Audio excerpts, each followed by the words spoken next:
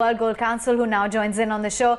Thanks so much for taking time out. Now, with the exception of the rally that we witnessed just last week, gold has been fairly slow in reacting to the kind of easy money that's coming in owing to the central banks, as well as the kind of rate cuts that we've seen. What do you think is the reason for this?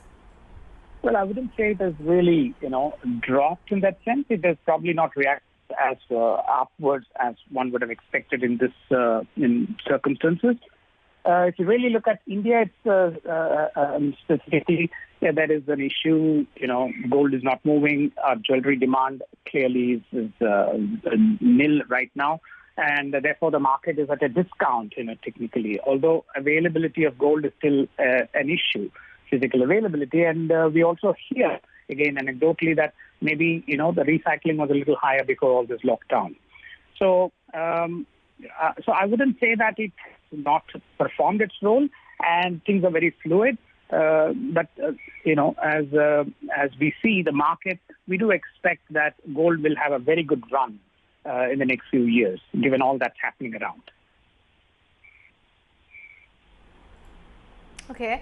Now, we did see a bigger downtick in the year 2008 when investors were forced to encash whatever assets they could sell.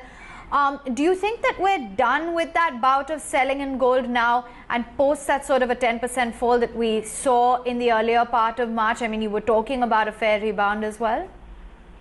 Well, it is very difficult to say that because gold is very liquid, and globally as well, and that's one of the main attractions of gold. So, and that liquidity, in fact, has been one of the reasons why gold price did not go up, because there was a lot of selling. People had to, margin calls. Everything probably was met through liquidation of gold. Now, how far when will this stop is very difficult to say, because it's all dependent on what's happening in the broader market.